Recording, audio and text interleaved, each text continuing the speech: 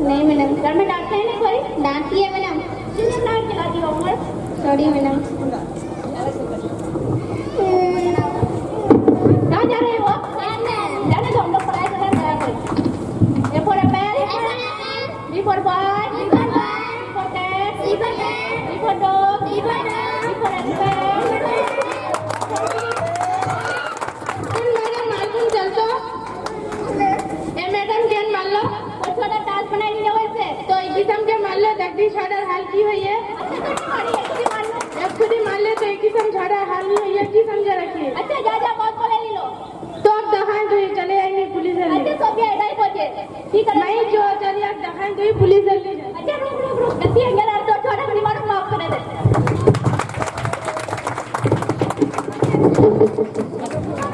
Coaching centre के director, teachers and managing team को मैं दिली मुबारकबाद पेश करता हूं और कुछ लफ्ज मेरे पास हूं तो मैं उनकी हौसला अफजाई करता हूं कि इस तरह के प्रोग्राम बार बार करें। ये प्रोग्राम दिखावे को ड्रामा लग रहा है। कभी कभी ऐसा भी ज़हन देखने को नजर आता है जो उसे एटिकेट से बाहर समझते हैं, तहजीब से के खिलाफ समझते हैं। आइए हम सर सैयद के दौर की याद दिलाएं। सर सैयद अहमद खान उस दौर में तालीम के लिए जद्दोजहद कर रहे थे जब हिंदुस्तान के तमाम मुअज़्ज़िज़ीन, तमाम बड़े लोग, तमाम बहादुर लोग हिंदुस्तान की आजादी के लिए लड़ाई कर रहे थे। सर सैयद अहमद खान वहीं पे अंग्रेजों की चमचागिरी कर रहे थे, यकीनन कर रहे थे। जब कलकत्ता कांग्रेस हो रहा था, सर सैयद अहमद खान को चिट्ठी मिली, दावतनामा मिला, सैयद अहमद आप कांग्रेस में आए, मीटिंग में शिरकत करें, जंग आजादी में हिस्सा लें, आपकी हमें जरूरत है। सर सैयद अहमद खान ने कहा बहुत ही खूबसूरत अंदाज में, जनाब सदर माजरत चाहता हूं, इस मीटिंग में मैं हाजिर नहीं हो सकता क्योंकि आप जिस जंग को लड़ रहे हैं, जिस लड़ाई को लड़ रहे हैं, उस लड़ाई की जगह पे अगर एक सैयद ना हो तो हजारों सैयद अहमद खान मौजूद हैं। लेकिन जो जंग मैं लड़ रहा हूं, जो लड़ाई मैं लड़ रहा हूं, अगर वहां मैं नहीं हूं तो मेरी जगह पे कोई पैदा नहीं होगा। मुझे उस जंग को लड़ना है। आप जो जंग लड़ रहे हैं उसको लड़ने के लिए बहुत है। ये कहकर उन्होंने माजरत चाही। सर सैयद अहमद खान का बुनियादी जो मकसद था, उस पे जो उनका कोटेशन है कि हिंदुस्तान एक दुल्हन की मानिंद है, पाटलिपुत्र में उन्होंने कहा था। पाटलिपुत्र जिसको आज पटना कहते हैं, हिंदुस्तान एक दुल्हन की मानिंद है। अगर इसकी एक आंख छोटी हो जाए, अगर एक आंख चली जाए तो दुल्हन कानी हो जाएगी। इसलिए इसकी दोनों आंखें रोशन रहे, इसकी दोनों आंखों में बिनाई मौजूद रहे। मैं ये जंग लड़ रहा हूं। उस दौर में मुसलमानों को एक सुपरस्टिशन था, एक ऐसा गुमान था कि दुनियावी तालीम हासिल करना गलत है। अच्छे अच्छे उलेमा उस दौर के जो मुसलमान थे, उन लोगों ने सर सैयद अहमद खान की मुखालिफत की। बाज मौके पे उनके खिलाफ ये भी कहा गया कि वो माशरे को खराब कर रहे हैं। तो ऐसी जद्दोजहद जब पूरा समाज उसकी मुखालिफत में उतरा हुआ था, उस दौर में सर सैयद अहमद खान ने एक ठान लिया था कि आज एक बहुत ही नन्हा सा पौधा मैं दे रहा हूं जो कल ये फल बढ़कर बड़ा होकर तनाव बनेगा और हिंदुस्तान को कानी होने से बचाएगा, हिंदुस्तान को चोरी होने से बचाएगा। तो अपने इरादे पे मुसलमान रहे, खड़े रहे, अटल रहे। नतीजे आज तो जो तब आज हिंदुस्तान के बाकी समाज के शाना बशा खड़ा हो रहा है, अगर वो नहीं होता तो शायद आज हालात कुछ और होते। मदर टेरेसा तो आई थी, वो सबसे पहले कई सालों तक दार्जिलिंग में रही। जब उनको कलकत्ता के बारे में मालूमात हुई तो कलकत्ता पहुंची और वो अपनी ट्रस्ट के जरिए छोटे छोटे स्कूल स्लम एरिया में, गरीबों के इलाके में छोटे छोटे स्कूल बनाकर गरीब बच्चों को तालीम देना उन्होंने शुरू किया। फिर धीरे धीरे हॉस्पिटल, लेप्रोसी हॉस्पिटल वगैरह वगैरह करते करते वो जिस दिन मरी उस दिन वो मदर टेरेसा थी। हिंदुस्तान की नहीं, पूरी दुनिया की मदर टेरेसा थी। ये जद्दोजहद हो, ये जो कुछ लोग अपनी पूरी जिंदगी को कुर्बान कर देते हैं कि बच्चों की जिंदगी को संवारना है, तालीम को फरोग देना है, क्यों? आज की डेट में एक बकरी ने बच्चा को पैदा किया, एक किसान ने बच्चे को पैदा किया। बच्चे ये बताओ दोनों में कोई है कोई फर्क? कोई फर्क नहीं है, सिर्फ शक्ल सूरत के अलावा। लेकिन इंसान को अल्लाह ताला ने अशरफुल मखलूकात कहा, यानी जितनी भी चीजें ईश्वर ने पैदा की इस दुनिया में, उनमें से सबसे आला, सबसे अफजल इंसान है। तो ये फर्क कहां से आया? सीखने से। पहला सीख वालिदैन, माँ बाप, बच्चा खाना सीखा, पीना सीखा, कुछ बोलना सीखा। फिर उसके बाद तालीमी अदारे में गया, पढ़ना सीखा, लिखना सीखा। अगर ये न सीखे तो फर्क में जो कमी थी वो रह जाएगी। तो ये तालीम ही एक ऐसी चीज है जो इंसान को बाकी जानदारों से अलग करती है। एक चीज हमारे जहन में अक्सर रहती है, क्या? हम गरीब हैं, हमारी पहुंच कितनी, हमारी औकात कितनी। मैं खासतौर से बच्चों से मुखातिब होना चाहूंगा। आप लोग उनको ये न सोचे कि आपने क्या कर लिया, मैंने जो किया वो बीत गया। आपके सामने मुस्तकबल पड़ा है, आपके पास वक्त है। मिसाल के तौर पे आज जिनका नाम लेके सर्वपल्ली राधाकृष्णन हम यौम असतज़ा का जश्न मनाते, वो क्या थे? एक गरीब घराने में वो पैदा हुए थे। उस दौर में वो बमुश्किल एक साइकिल के पास थी, उस साइकिल से जाते थे। घर से स्कूल के बीच एक नदी की धार थी, उस धार को पार करते समय वो साइकिल को उठाकर अपने कांधे में लिया करते थे और वो स्कूल जाते थे। और वो इंसान आज उस्ताद के नाम पे शायद का कयामत जिंदा रहेगा। कोई गरीब क्यों नहीं कर सकता है जब दादा कृष्ण कर सकता है? डॉक्टर एपीजे अब्दुल कलाम एक गरीब घराने में पैदा हुए, बाप उनके मल्ला, भाई उनके न्यूज़पेपर बेचने वाले, वो खुद न्यूज़पेपर बेचते थे। साइंटिस्ट बनने के बाद भी न्यूज़पेपर बेच रहे थे। वो डॉक्टर एपीजे अब्दुल कलाम आज मिसाइल मैन, इसका निर्माण कौन? डॉक्टर एपीजे अब्दुल कलाम को बनाने वाला कौन? इस पूरी दुनिया को, इस पूरी कायनात को, इस पूरी जानवर और गैर जानवर सारी चीजों को पैदा किया ईश्वर ने, अल्लाह ने। लेकिन पैदा करने का भी एक बहाना है।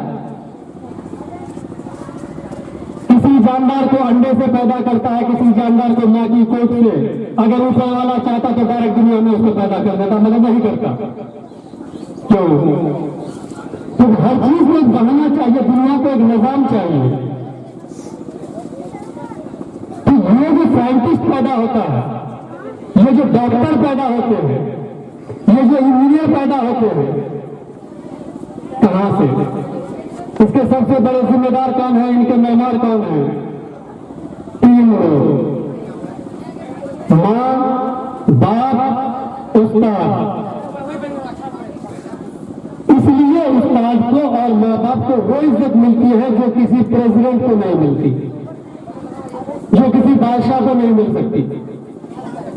यहाँ अच्छे खासे लोग मुसलमान भी हैं। मुसलमानों में यह भी कहा गया है कि तुम्हारी माँ अगर बददीन हो जाए, तुम्हारी माँ अगर बिल्कुल ही गलत रास्ता पर चले जाए, तो तुम्हारा कि तुम उसको माँ का मेयार दो। माँ का वो मेयार है, और यही माँ बाप के बाद जैसे उस्ताद का मेयार है।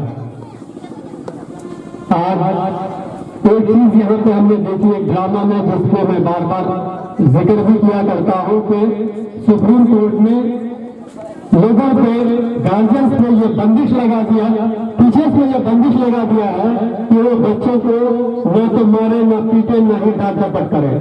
मैं इसका कायल हूँ, मैं इसका कायल हूँ, क्योंकि ये मारपीट और डांट डपट की एक लिमिट जो होती है, उस लिमिट को हर टीचर बहाल नहीं रख पाते हैं।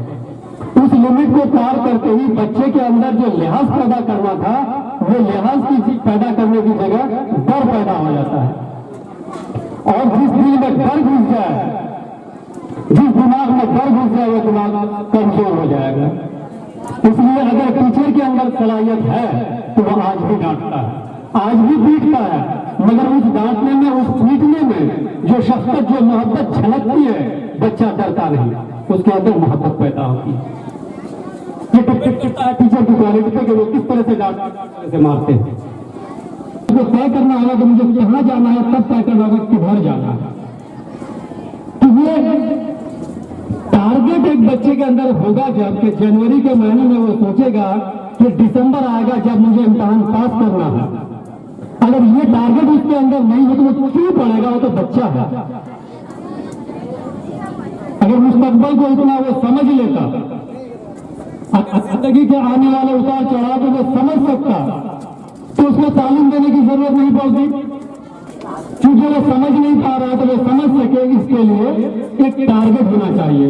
और वो टारगेट ये होना चाहिए कि दिसंबर के महीने में इम्तिहान होगा, उसको मुझे पास करना है। इसलिए मैं इस कानून का एहतराम करते हुए मानता हूं, मगर अगर मेरे जहन से कोई पूछे तो मैं इसका मुखालिफ हूं। तो बच्चों, अभी बात आई मॉडर्न टेक्नोलॉजी की, जैसा मोबाइल की बात आई, मिसयूज ऑफ मोबाइल।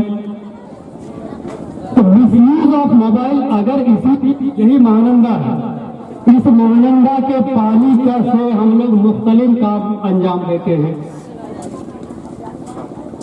कई बार इसके पानी को हम पीने में भी इस्तेमाल करते हैं, नहाने के लिए इस्तेमाल करते हैं, उसी पानी को जानवरों मवेशियों के नहलाने के लिए इस्तेमाल करते हैं, उसी पानी को मछली पालने के लिए इस्तेमाल करते हैं।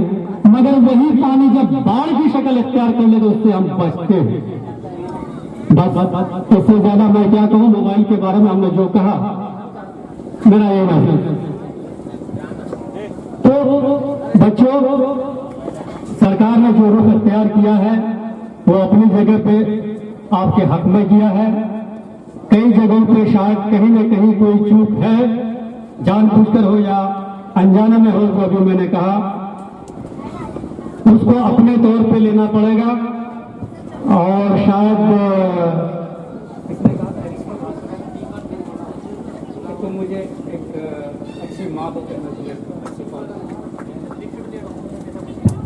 शायद एरिस्टोटल ही ने कहा है, उन्होंने कहा था कि मैं तुम्हें एक अच्छी कौम दूंगा अगर तुम मुझे अच्छी मां दो।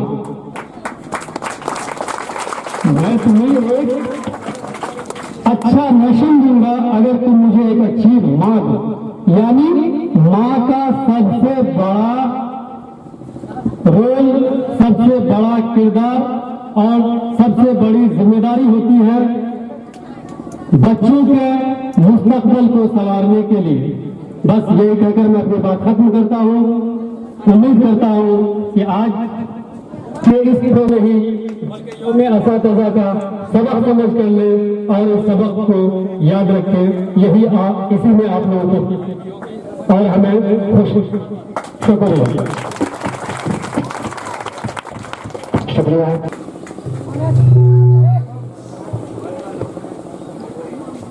फोन लगाना भी होगा, नौकरी का क्या हुआ है नहीं हुआ है पता लगाना पड़ेगा। टूट टूट टूट टूट टूट टूट टूट।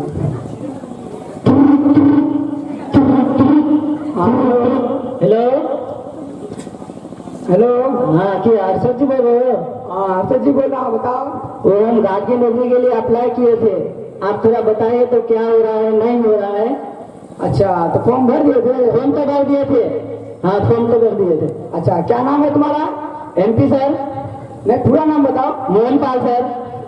पिताजी का क्या नाम है? MP sir. नहीं नहीं पिताजी का क्या नाम है? मनमोहन पाल सर। कहाँ के रहने वाले हो? MP sir. मध्य प्रदेश? नहीं सर महिपालपुर सर। कितने पढ़े हो? MP sir. अभी इस MP का क्या मतलब? Matric pass sir. किस लिए नौकरी करना चाहते हो? MP sir. अभी इस MP का क्या मतलब? Money problem sir. दिल्ली में कहाँ रहते हो? MP sir. अब फिर MP क्या? Mahipalpur sir.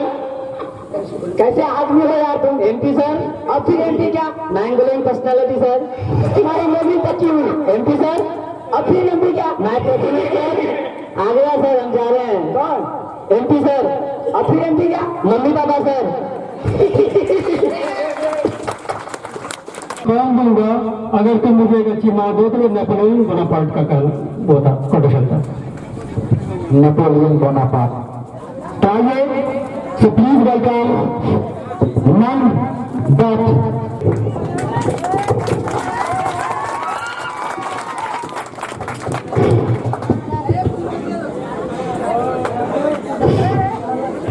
First of all, thanks to all present here, and I would like to convey my gratitude and contributions to Jahangir Saab and the team of Modern Coaching Center for organizing such a brilliant and such a peaceful cultural program on the eve of Teachers' Day. I would like to focus and want to share a few moments and few words with all present here, with the students and the teachers of teachers and the teachers of the students. The cultural program is being run in a peaceful way. This cultural program can be thought of a part of the Western education that the British government is spread in India. Many of us present here are opponents of this cultural program, and many of us are supporters of the same. And I would like to go back to history. In 1935, there was a problem created on the spread of English education in India. And the scholars of that time were divided into two groups. One were called Englishists and the other were called Orientalists. Under the governmental generalship of William Bentinck, Lord William Bentinck, Macaulay Act was passed in the favor of spreading English education.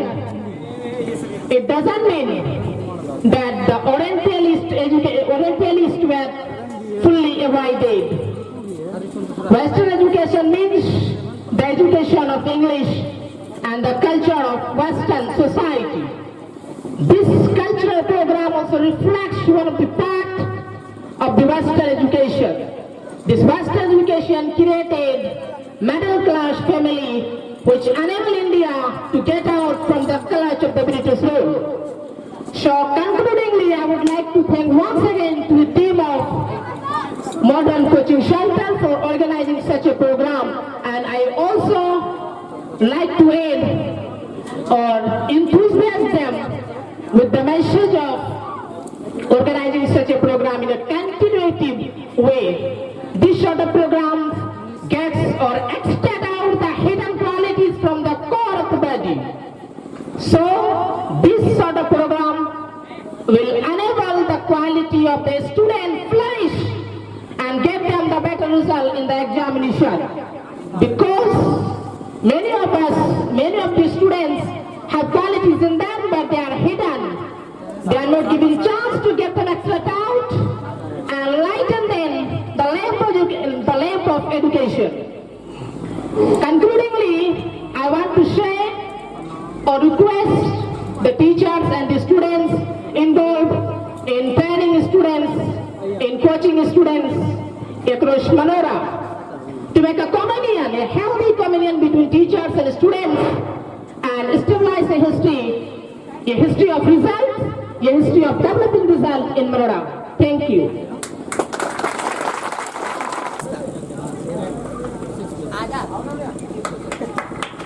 एक दफा गांधी जी जा रहे थे रास्ते से, कुछ अंग्रेज को पार के लेके चले गए। एक दफा अंग्रेज उनको पार कर लेके जा रहे थे, अपने सरदार के पास लेके गए। अपने कहने लगे, सरदार ये आदमी हमारे खिलाफ सब लोगों को खिलाफ करा था हम लोगों के। तो उनका सरदार कहने लगा, गांधी के दोनों कान काट लो। गांधी जी कहने लगा, नहीं मैं अंधा हो जाऊंगा। तो अंग्रेज कहने लगा, अरे भाई कान से क्या मतलब आपका? तो गांधी जी कहने लगे, अबे साले चश्मा का तेरे बाप के कान में लटकाऊंगा। आपकी चाल मोर जैसी, आवाज कोयल जैसी, आंखें हिरनी जैसी, मगर कितना अच्छा होता, 2-3 क्वालिटी इंसान जैसी होती तो। ताजमहल क्या चीज है जैसा, मैं आप लोगों के लिए उससे बड़ी इमारत बनवाऊंगा। शाहजहां ने तो मुमताज को मुर्दा दफनाया था, अगर आप लोगों ने मुझे नंबर नहीं दिया तो जिंदा दफनाऊंगा।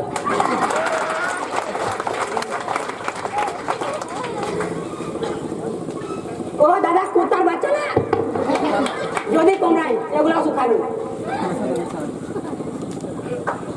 एक आदमी हमारे देहाती बैठ के मच्छी बेच रहा है, बैठे के एक अंग्रेज आया इधर से, कहने लगा व्हाट इज दिस? देसी था, समझ नहीं पाया, चला गया घूम के। फिर वापस जब आया फिर कहने लगा व्हाट इज दिस? फिर देसी था, समझ नहीं पाया, वापस चला गया। जब अंग्रेज घर जा रहा था तो फिर से कहा कि फिर ट्राई कर लेते हैं। फिर कहने लगा व्हाट इज दिस? इस नौजवान को गुस्सा आया और कहने लगा इट इज दिस, लगता दिस, लोगों तो नहीं रहने लगा बोले।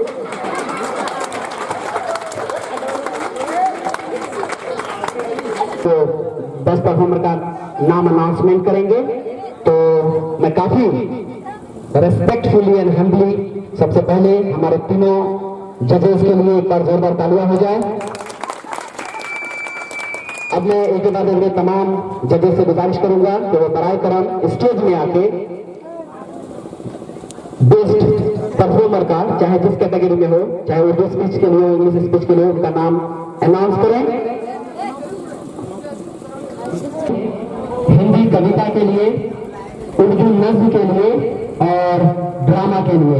जिस तरह आपने देखा कि 7 फील्ड हैं यहाँ पे, यही वजह है कि 7 बेस्ट परफॉर्मर यहाँ पे मौजूद होंगे। तो सबसे पहले चूंकि बात उर्दू की चली है, उर्दू से जो सबसे बेहतर रहा, बेस्ट परफॉर्मर रहा, मैं उनका नाम अनाउंसमेंट करने से पहले उसको प्राइज देने के लिए मैं काफी रेस्पेक्टफुली गुजारिश करना चाहूंगा। हमारे यहाँ पर मौजूद मास्टर मोहम्मद अंजुम साहब से कि बराए करम वो स्टेज में आए और हिंदी स्पीच के लिए बेस्ट परफॉर्मर को अपने हाथों से तमगा पहनाए। अब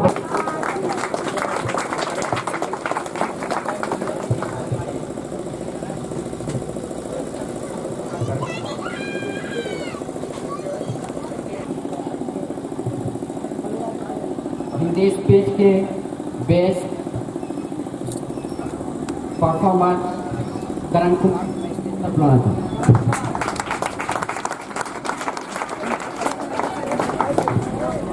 तो करण कुमार अंजुम साहब तमगा पहनाते होंगे, जोरदार तालियां। थैंक यू मिस्टर अंजुम साहब।